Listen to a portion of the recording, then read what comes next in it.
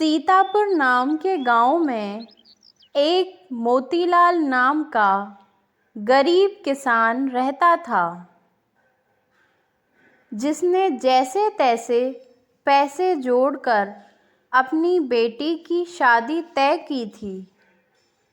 मोतीलाल बहुत ही गरीब था, लेकिन वह खुश था क्योंकि उसने अपनी बेटी की शादी तय कर दी थी। कुछ दिन बीत गए और शादी में केवल 5 ही दिन बचे थे, तभी अनर्थ हो गया। अरे भाई, ये तो बहुत ही अनर्थ हो गया मोतीलाल के साथ। भगवान ऐसा किसी के साथ ना करे। बेचारे ने जैसे तैसे करके पैसे जोड़े थे और सबसे बड़ी बात, उसने इस गांव के ज़मींदार से बहुत ही बड़ा कर्ज लिया था। सब कुछ बर्बाद हो गया। पता नहीं बेचारा किस दर्द से गुजर रहा होगा। उसे अब कितना दुख हो रहा होगा। उसकी तो पूरी जिंदगी सी ही खराब हो गई। भगवान को भी उस पे बिल्कुल तरस नहीं आया। किस्मत का खेल भी तो देखो भाई। शादी को सिर्फ 4 दिन बचे हैं और उसके घर में इतनी बड़ी चोरी हो गई। सारे के सारे गहने और कर्ज लिए हुए पैसे, कपड़े, सब के सब चोरी हो गए। उस बेचारे के ऊपर तो एकदम से दुखों का पहाड़ टूट पड़ा और ऊपर से ये सब देखकर लड़के वालों ने भी शादी करने के लिए मना कर दिया। बेचारे मोतीलाल ने जैसे तैसे करके कम दहेज में अपनी बेटी की शादी तय करी थी, लेकिन वह भी शादी नहीं हो पाई। वो शादी भी टूट गई। फिर दूसरा आदमी बोलता है, अरे भाई, ये तुम नहीं जानते, ये तो बस शादी तोड़ने का एक बहाना है। सच तो ये है कि उनको मोतीलाल की बेटी से शादी करनी नहीं थी, क्योंकि मोतीलाल बहुत ही कम दहेज दे रहे थे और उन लड़के वालों को तो ज़्यादा दहेज चाहिए होगा। उनको तो एक बहाना मिल गया ये शादी तोड़ने का। लड़के वाले एक बार भी लड़की वालों के बारे में नहीं सोचते हैं।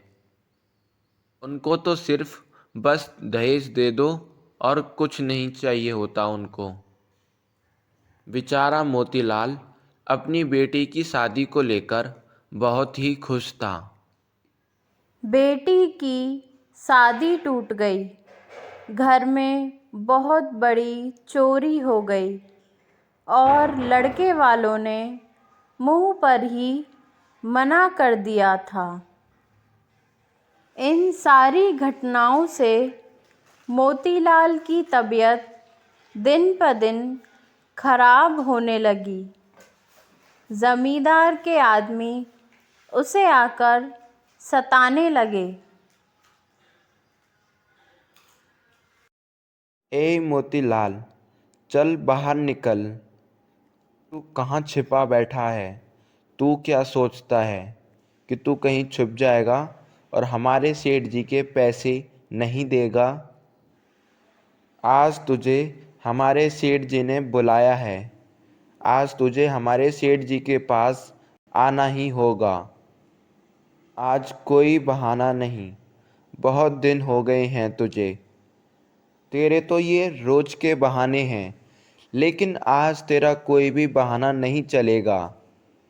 अगर आज तू सेठ जी के पास नहीं गया तो वो तुझे जान से मार देंगे। ऐसा कहकर वो आदमी वहां से चला जाता है। क्यों रे मोतीलाल, कितने दिन हो गए तुझे कर्ज लिए हुए, लेकिन तूने अभी तक 1 रुपया भी नहीं लौटाया है।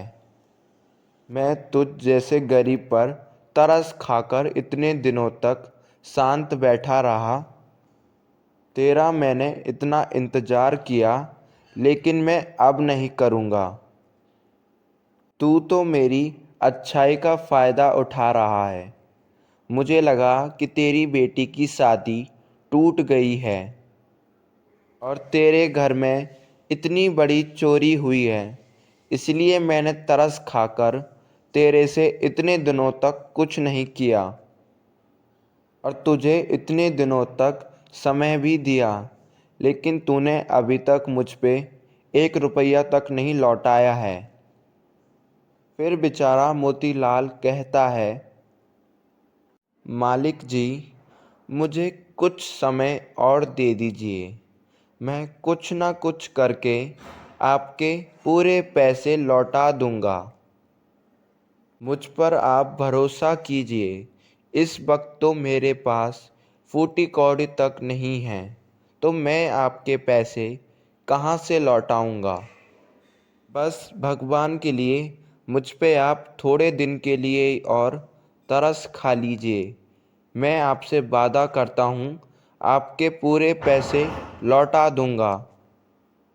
फिर जमींदार कहता है, अच्छा मोतीलाल, तू कहता है कि तेरे पास फूटी कौड़ी तक नहीं है, फिर तू और तेरी बेटी अभी तक जिंदा कैसे हो?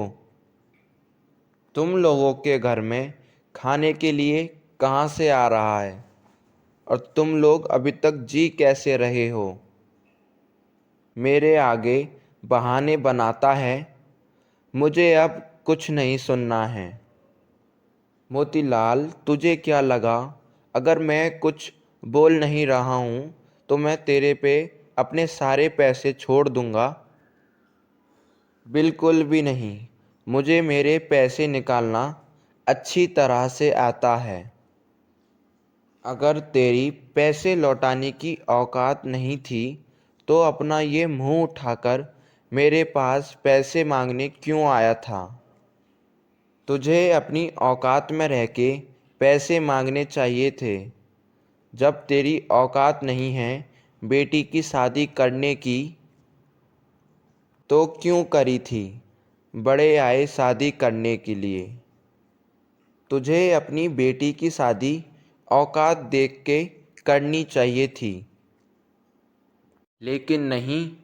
तू तो ये सोच रहा था कि मेरी बेटी की शादी एक अच्छे घर में होनी चाहिए, लेकिन ऐसा तो कुछ नहीं हुआ।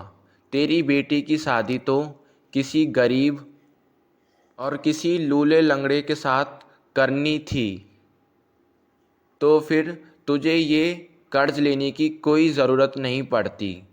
तू आज मज़े की ज़िंदगी जी रहा होता। फिर बेचारा मोतीलाल कहता है, ज़मींदार जी, कृपया आप मेरी बेटी के बारे में ऐसा मत बोलिए।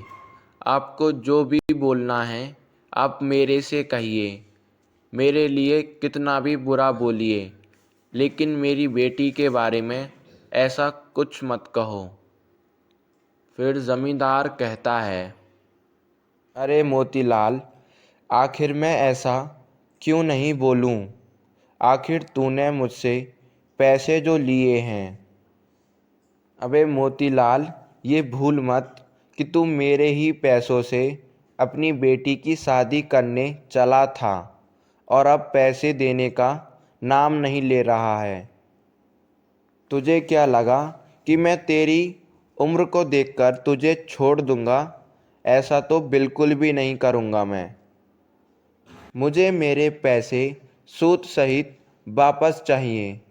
मैं तुझे अब 1 सप्ताह की मोहलत देता हूँ।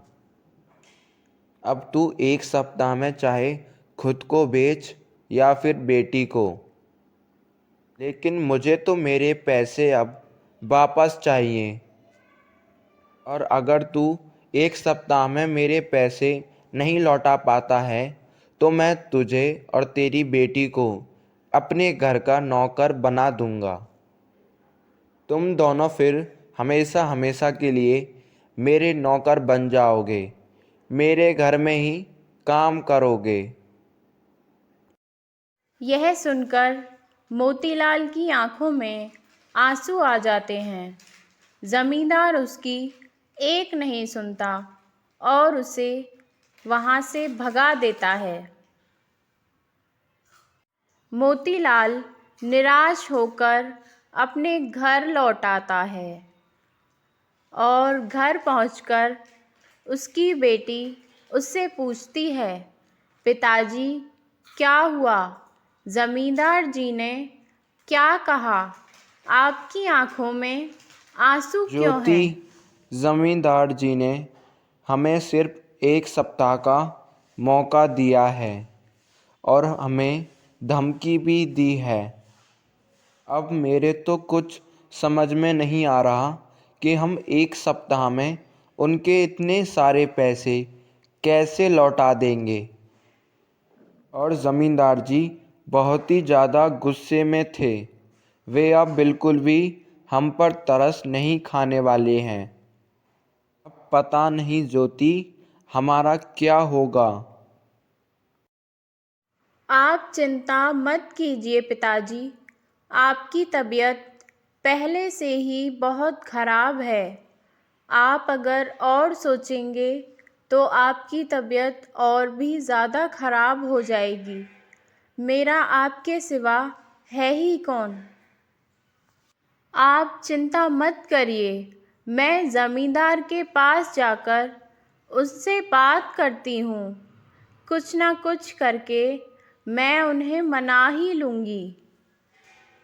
चाहे मुझे उनके घर पर रहकर काम ही क्यों ना करना पड़े, मैं कर लूँगी, लेकिन मैं उन्हें मना लूँगी। आप बस चिंता मत कीजिए पिताजी। नहीं बेटी, मैं ही उस ज़मींदार का गुलाम बनकर रहूँगा, उसके पैर पकड़ूँगा, लेकिन तुझे वहाँ नहीं जाने दूँगा। तू नहीं जानती उस ज़मींदार को बेटी, वह कितना दुष्ट आदमी है।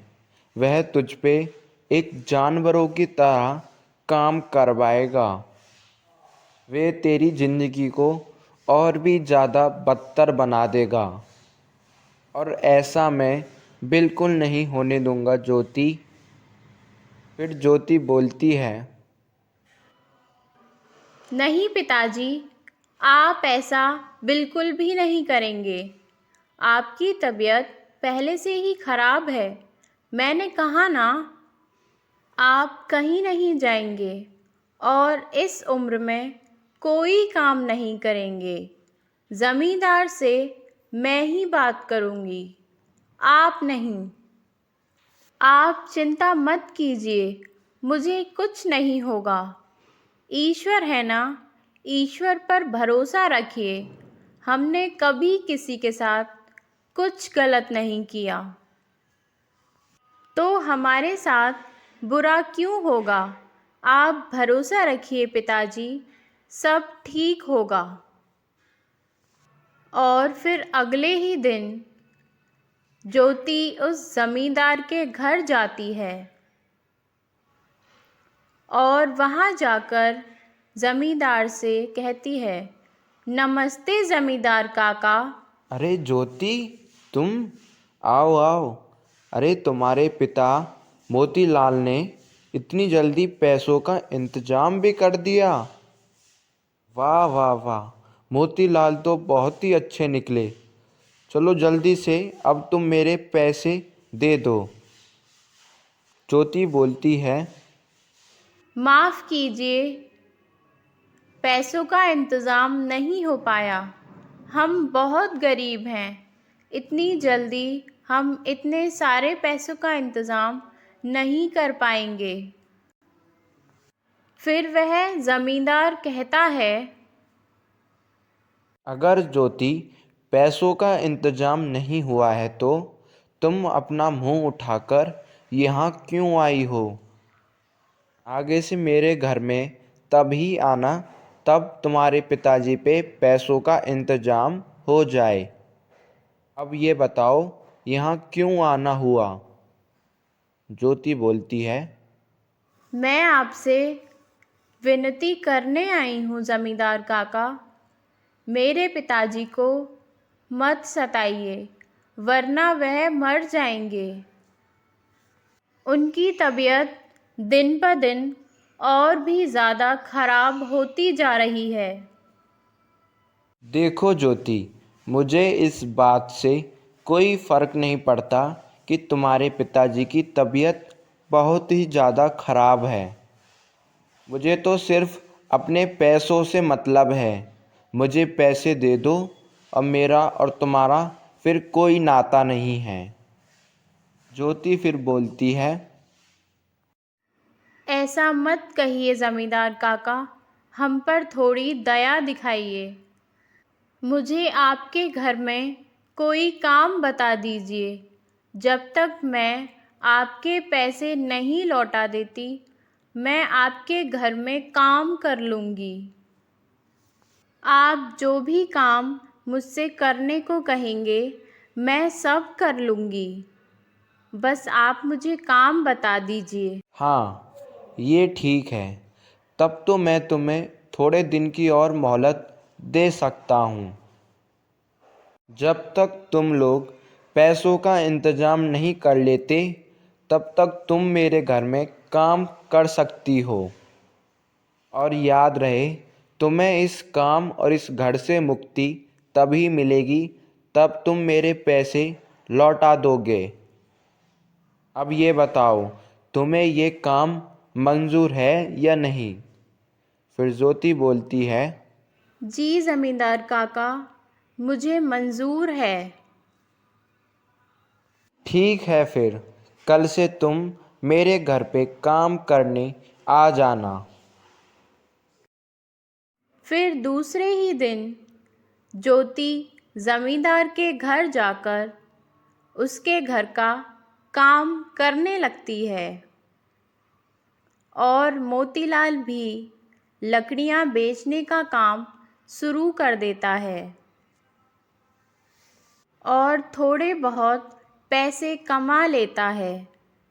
और ज्योति ज़मींदार के घर के अलावा और भी लोगों के घर जाकर काम शुरू करने लगती है और थोड़े बहुत पैसे कमाने लगती है। तभी एक दिन ज़मींदार के घर उसका दोस्त श्यामलाल और उसका बेटा घर आते हैं। अरे श्यामलाल, मेरे दोस्त, आओ आओ। यार, कितने दिनों बाद तू मिल रहा है। सुना है मैंने कि तू बहुत ही ज़्यादा रईस हो गया है। अब तो वैसे भी तू शहर में रहता है, तो अपने दोस्त को तो तू भूल ही गया होगा। फिर श्यामलाल कहता है, अरे नहीं नहीं यार, अगर मैं तुझे भूल जाता तो फिर यहाँ थोड़ी आता। देख ले, मैं अपने बेटे के साथ तुझसे मिलने आया हूँ। मैं तुझे बिल्कुल नहीं भूला हूँ। ज़मींदार कहता है, ये तो श्यामलाल, तूने बहुत ही अच्छा किया कि तू अपने बेटे को भी अपने साथ लेकर आ गया। अरे दीपक बेटा, अब तो तू बहुत ही बड़ा हो गया है। छोटा सा था जब मैंने तू देखा था। वैसे दीपक बेटा, तुम अब क्या करते हो? तुम्हारी पढ़ाई लिखाई तो हो गई होगी। फिर श्यामलाल कहता है, हाँ प्रताप, इसकी पढ़ाई लिखाई तो कब की हो गई। अब मेरा सारा कारोबार तो यही दीपक संभालता है। मेरा दीपक बेटा बहुत ही काबिल है। ये सुनते ही प्रताप बोलता है, अरे वाह श्यामलाल, ये तो बहुत ही बढ़िया बात है। तभी ज्योति अंदर कुछ काम कर रही होती है और दीपक की नज़र उस पर पड़ती है, तो वह उसे पहली नज़र में ही पसंद आ जाती है। फिर दीपक अपने पिता से कहता है, पिताजी, आप अभी अपने दोस्त से बातें कीजिए। तब तक मैं अपने पुराने दोस्तों से मिलकर आता हूँ। फिर श्यामलाल कहता है, हाँ हाँ बेटा, बिल्कुल जाओ, अपने दोस्तों से मिलकर आओ। दीपक वहाँ से चला जाता है।